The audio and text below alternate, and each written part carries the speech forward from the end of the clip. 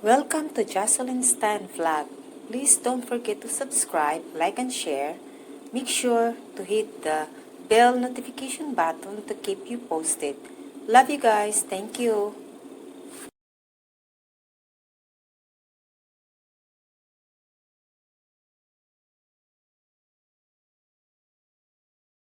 Virus disease 2019, COVID-19, a new pandemic. Brett Annex MD MHE FECEP Olivia Wong do February 21, 2020. Contributor information. Okay. In December 2019, the city of Wuhan in Hubei province, China's seventh largest city comprising 11 million residents, became the center of a pneumonic outbreak of unknown cause. With global implications, the Chinese health authorities conducted an immediate investigation of these clustered cases to identify and control its spread by isolating suspected infected patients, closely monitoring their contacts, and obtaining detailed clinical and epidemiologic data. In early January 2020, Chinese scientists isolated a novel coronavirus from the patient groups in Wuhan. The outbreak is believed to have started at a local seafood wild animal market. The image depicts 2019 INCOV, which as of February 11, 2020 is officially known as Severe Acute Respiratory Syndrome, SARS. Coronavirus 2, SARS-CoV-2, the novel virus that causes coronavirus disease 2019, COVID-19. Okay, let's go to next. And so, transmission, election, microscopic images from the Center for Disease Control and Prevention, CDC, CS Goldsmith, and TG, okay, it's not too clear. And, okay, there's a left and a right.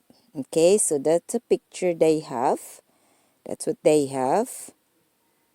Image of coronavirus and labeled surface protein particles from the CDC, Alyssa Eckert, MS, and Dan Higgins, MEM. Okay, let's go another. Okay, image of the closest Wuhan seafood wild animal market that is believed to be the source of the current SARS-CoV-2 2019 INCOV outbreak from Wikimedia Commons, Systema 12. Okay, so let's go back. Okay. Still image of a Wuhan railway station employee using an infrared thermometer to screen passengers from YouTube, China News Service. Okay, let's go back and let's read what they have from the very beginning of it. Okay, and then read all the way. Okay, coronavirus, INCOV, first discovered in the 1960s, are a large family of viruses. Some coronavirus cause illness in people and others circulate among animals, including camels, cattle, cats, and bats. Rarely, animal coronavirus evolve into human coronavirus that subsequently infect individuals, and then they spread between people, such as occurred in previous outbreaks, with the first known SARS 2002 to 2003, left image and Middle East Respiratory Syndrome MERS in 2012. To present ongoing surveillance, right image. So they're talking about the left and the right images.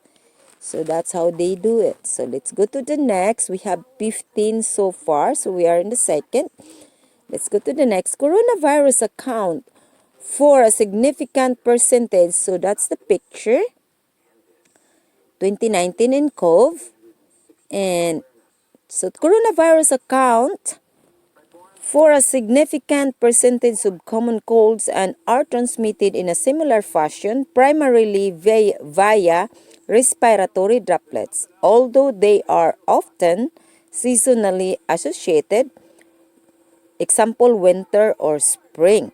Coronaviruses can cause fever as well as upper and lower respiratory symptoms. There are currently 7 known strains of human coronavirus. Common human coronavirus it's SARS-CoV-229A, alpha coronavirus. Okay? So there is a such of alpha coronavirus, and then there is HCoV-NL63 alpha coronavirus again. HCoV das OC43 by beta coronavirus, and HCOCV HCoV das HKU1 beta coronavirus. The above 4 human coronavirus, see, okay, we have to do the above. Human coronavirus continually circulate in the human population, causing respiratory infections in adults and children worldwide. Other human coronavirus, SARS, CoV, beta coronavirus, MERS, beta coronavirus, SARS, and CoV, CoV-2 2019 nCoV, beta coronavirus. Okay, let's go to the next, which is number 4. Okay, number 4. Oh, sorry ha. Okay, here, SARS, CoV-2 2019 nCoV.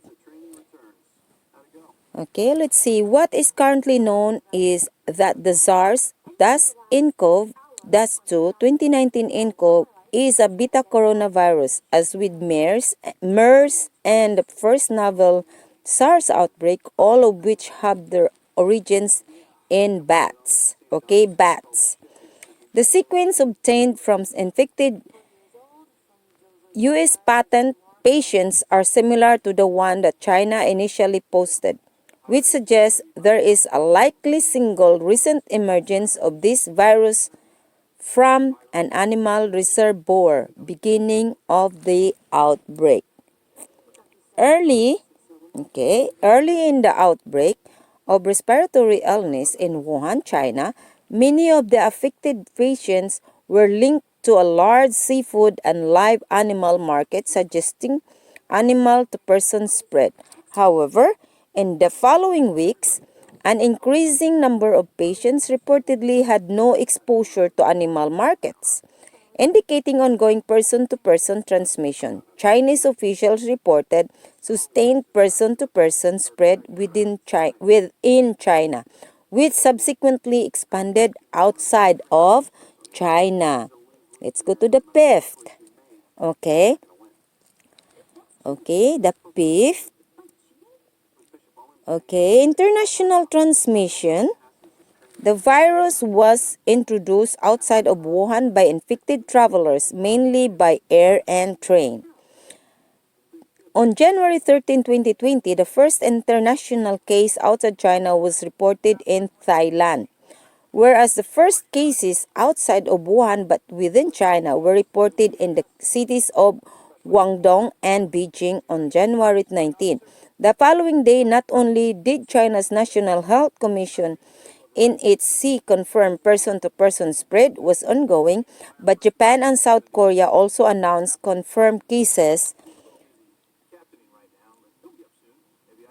Okay, confirmed cases of the novel coronavirus. By January 21st, the United States and Taiwan detected cases in travelers returning from Wuhan, and several more provinces in China reported new cases, including infections in 15 healthcare workers and 6 fatalities. Okay? Let's go to the 6th. Public health emergency and travel. Okay, in COB still. Public health emergency and travel alerts. On January 22, 2020, the World Health Organization Emergency Committee convened to determine whether to classify the outbreak as a public health emergency of international concern, PHEIC, but they declined to do so owing to differing opinions among its members. However, the committee agreed to meet again within days to further evaluate the situation. The next day, the U.S. Department of State ordered the departure of all non-emergencies. U.S. Department, okay, non-emergencies. U.S. personnel and their families from Wuhan. As the numbers of confirmed cases escalated within China, along with rising deaths, and worldwide, the World Health Organization reconvened on January 30 and designated the novel coronavirus outbreak as a PHEIC. The same day, the United States issued a level 4 do not travel alert for China. Okay, there you go. That's the map. Worldwide geographical, what is that? Distribution of SARS-CoV-2 2019 INCOV cases as of February 18, 2020. So that's how much it's already, see that green? It's already spreading far. And so here, okay, international tracking of COVID-19. The World Health Organization, CDC, ECDC, Center for System Science and Engineering at Johns Hopkins University, the GHU, CSSE, and other international organizations are actively tracking cases of COVID-19, which has allowed for organizations like the CDC and World Health Organization to make public health recommendations and enact screening precautions for ongoing travelers. Okay.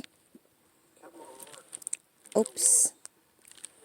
As of February 18, 2020, there have been 73,328 laboratory and clinical confirmed cases of COVID-19, predominantly in China, and 1,873 deaths, all in mainland China, except for one fatality each in the Philippines, Japan, France, Hong Kong, and Taiwan. Outside of mainland China, more than 500 cases have been confirmed in 27 countries and territories, plus an additional nearly 500 cases on two cruise ships, Diamond Princess, MS Amsterdam. These data will continue to change as the outbreak evolves. Affected regions include the following: Asia, Cambodia, China, including Hong Kong and Macau, India, Japan, Nepal, Malaysia. Regions include the following: Malaysia, Philippines, Republic of Korea, Singapore, Sri Lanka, Taiwan, Thailand, Vietnam, United Arab Emirates, Americas, Canada, United States. Europe, Belgium, Finland, France, Germany, Italy, Russia, Spain, Sweden, United Kingdom, Oceania, Australia, Africa, Egypt. Okay, there you go. Modified definition. Main images CDC laboratory test kit for COVID-19 from the CDC inset. Scanning electron microscope image of SARS-CoV 2019. Okay, modified definition of diagnosis and patient characteristics. Okay, on February 13, 2020, China announced a wider definition of diagnosed cases to include clinically diagnosed cases made on the basis of chest radiologic findings, in addition to laboratory-confirmed cases. This change applies only to Hubei province, given the predominance of cases occurring there and scarcity of resource. Example, testing kits personnel. On February 17, an analysis of medical records from the Chinese Center for Disease Control and Prevention, CCDC, comprising data from December 31, 2019, when the outbreak of pneumonia with a known cause was first recognized, through February 11, 2020. When the data were collected, revealed a total of 72,314 patients. These patients either had confirmed 44,672, 61.8%, or suspected COVID-19, 16,186, 22.4%, or were asymptomatic carriers of the virus. Example, no fever or dry cough, 8888 selected. Oh, no fever or dry cough. Okay, or were asymptomatic carriers of the virus. Example, no fever or dry cough. Selected findings include the following. It took only 30 days for the COVID-19 epidemic to spread from Hubei province to the rest of China. The overall fatality rate was 2.3%, 2.9% in Hubei, 0.4% in other provinces. COVID-19 had a male predominant 51.4% versus women 48.6% and was more often fatal in men 2.8% than in women 1.7%. The greatest risk of fatal COVID-19 was in people aged 60 and older, especially 80 years, and those with comorbidities, cardiovascular disease, then hypertension, diabetes, chronic respiratory disease, and cancer. Most confirmed cases were mild, 80.9%, and involved those aged 30 to 69 years, 77.8%, with Wuhan-related exposures, 85.8%. Severe cases, dyspnea, respiratory rate, 30 mean blood oxygen saturation, 93%, ratio of arterial partial pressure of oxygen to fraction of inspired oxygen, FiO2, 300 lung infiltrates, 50% within 24.48, involved 13.8 of patients. All fatalities occurred in critical patients with COVID-19, respiratory failure, septic shock, multiple organ dysfunction, failure, 4.7%, 49%, fatality rate of 1.716 infected health workers, 5 died, 0.3%, another died on February 14. My allergies keep on bothering me, so I have it since last year. Sorry guys for my allergy, but it really bothers me sometimes. Okay. Skip the ad. And that's the corona disease cube. States with confirmed COVID-19 cases as of February 17, 2020. Whoa. Let me see. Let me highlight this.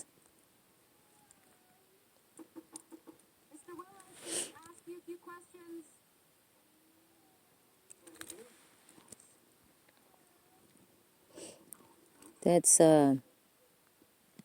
oops, sorry. Massachusetts. What is that? WI? There is here. Oops, sorry. Keeps on moving. Okay, let me go down. Okay. So, let's go. Adapted image and table from the CDC. United States transmission. As of February 17, 2020, the United States has identified and confirmed imported 15 cases of COVID-19 in 7 states: Washington, Illinois, California, Arizona, Massachusetts, Wisconsin, and Texas. 8 of the initial 5 infections were in individuals who returned from China. However, on January 30, the CDC confirmed that the 6 U.S. cases was the first person-to-person transmission in the country. Okay, in the country. This patient was the husband of a Chicago, Illinois woman who had returned from Wuhan, China on January 13 and subsequently tested positive from the virus on January 24.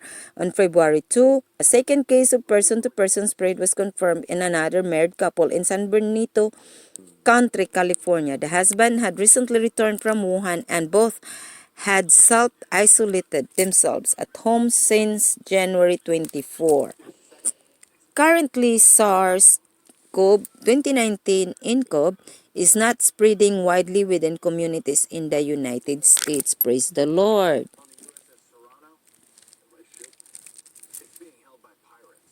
Okay, there you go. Coronavirus 2019 nCoV and criterias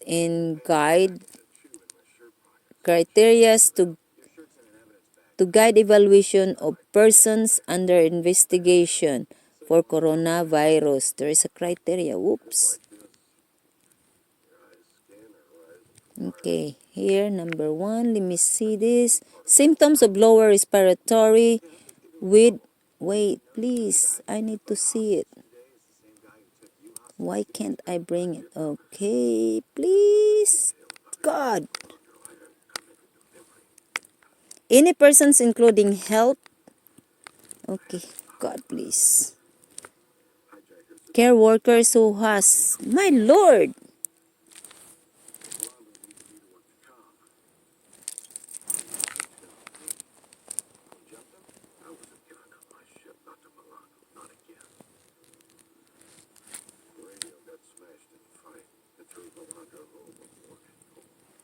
Where am I? Okay, where's in here? God, it's not clear, but there is a thing. Let me turn it this way. Maybe we can make it... Okay, thank you. We can make it bigger.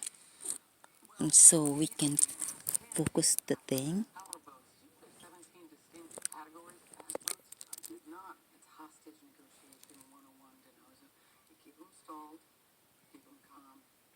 Fever or signs. Number 1 is fever or signs, symptoms of lower respiratory illness. Example, cough or shortness of breath. And any person with including healthcare workers who has close contact with a laboratory confirmed patients with 14 days of symptom onset.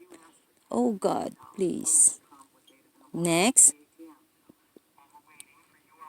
fever and signs symptoms. Always had a fever, okay? Of lower respiratory illness, cough or shortness of breath. A history of travel from Hubei, China, okay? Next, fever again and signs symptoms of a lower respiratory illness, cough or shortness of breath requiring hospitalization. Travel from mainland China within 14, okay? The criteria of intended to severe guidelines for evaluation. Patients should be evaluated and discussed with public health. Okay? Public health department on a case by case basis for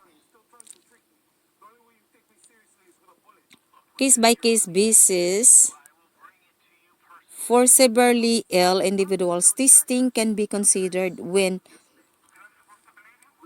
exposure history is equivocal, uncertain travel or exposure or no known exposure, and another etiology has not been identified. Okay, let's go back up, turn it up, and let's read down here. Okay, let's read down here.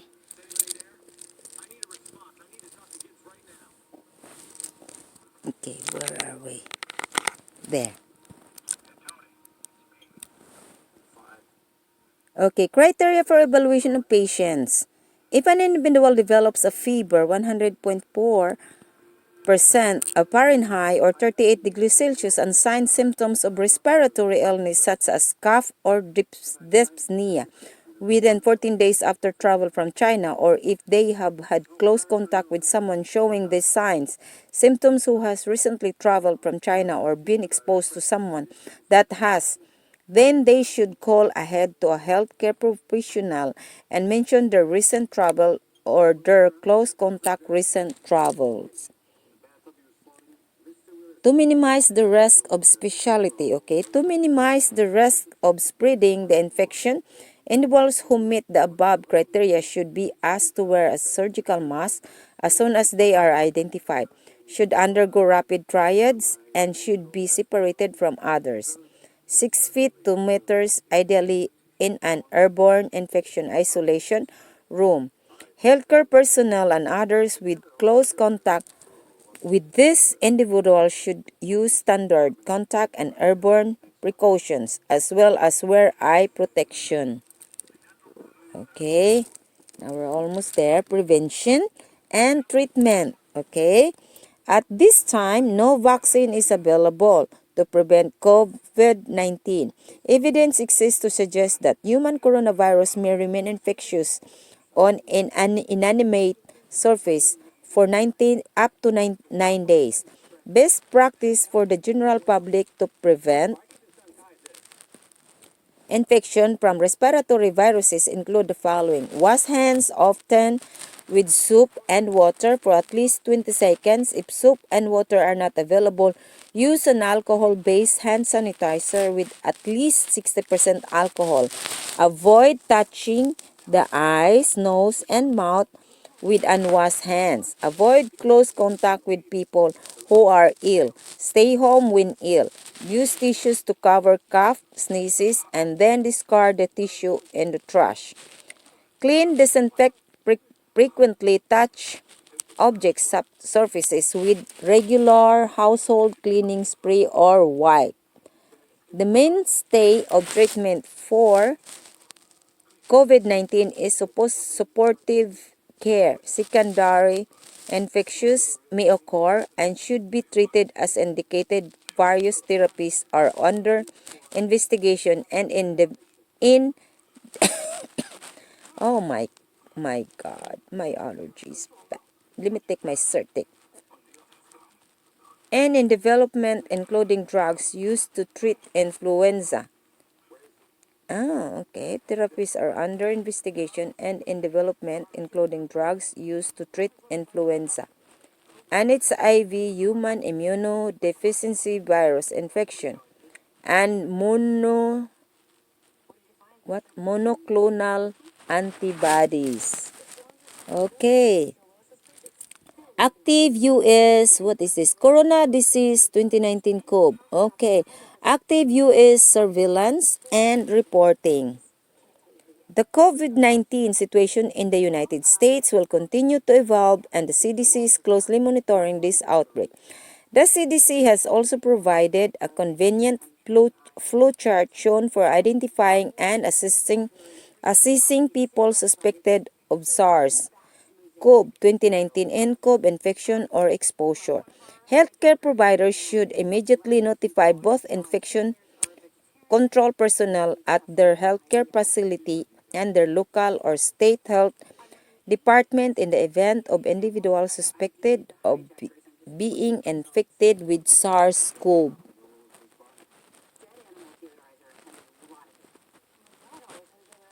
Okay. Healthcare provider, SARS-CoV. At least 60 people are under investigation in 42 states and territories. State health departments that have identified a PUI should immediately contact the CDC's Emergency Operations Center, as well as complete a 2019 COV case investigation form available as a PDF or a Microsoft Word document. Okay, 13. Okay, let's go. Corona disease 2019 COV.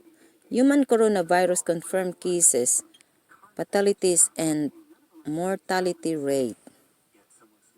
SARS, MERS, and SARS-CoV 2019. Whoa, God Lord, please get rid of all this bacteria already. Image courtesy of Olivia Wong, though data from the CDC, World Health Organization, DHU, CSSE, and ECDC. 10-11-19-36-37. Fatality rate SARS-CoV-2 2019 INCOV versus MERS, DAS-CoV, SARS, DAS-CoV, and influenza. Although comparison of fatality rates between SARS-CoV 2019 INCOV and other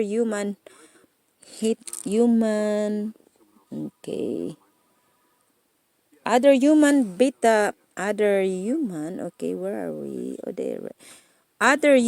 beta coronaviruses will likely change during the lifespan of the current outbreak. Data comparison current outbreak through February 18, 2020 show MERS-CoV and SARS-CoV to be more severe than SARS-CoV-2 2019. DAS-INCOV at this time shown, although SARS-CoV-2 2019 INCOV appears to be more contagious. Nonetheless, ongoing prevention, monitoring, and public health awareness remain essential to provide a current benchmark for COVID-19 illnesses severely projections. Okay. Note, although the fatality rate of influenza is low, more people have been infected. Okay, more people have been infected. By and died from the flu.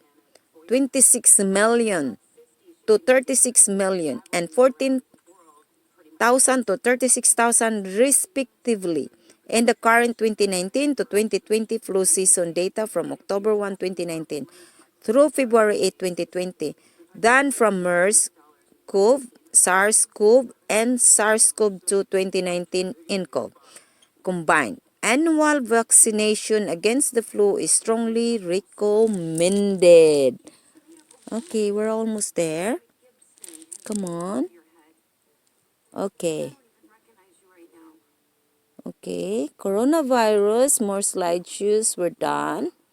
Okay, what's eating you? 12 common intestinal parasites, tattoo, Okay. Urinary tract infections, spectrum of pathologies and challenges, back to school illnesses, 15 classroom contagions. Okay, that's it. Okay, let's see coronavirus news for more information. Okay, coronavirus update, severe acute respiratory syndrome, SARS, Middle East respiratory, which is MERS. Okay, that's all for now, guys. We're at the end of our coronavirus update. Okay? Thank you guys for watching. I hope you like my video. Don't forget to subscribe and hit the notification button to keep you posted. Make sure to like and share my video. I love you guys. God bless you always. Thank you so much. God bless.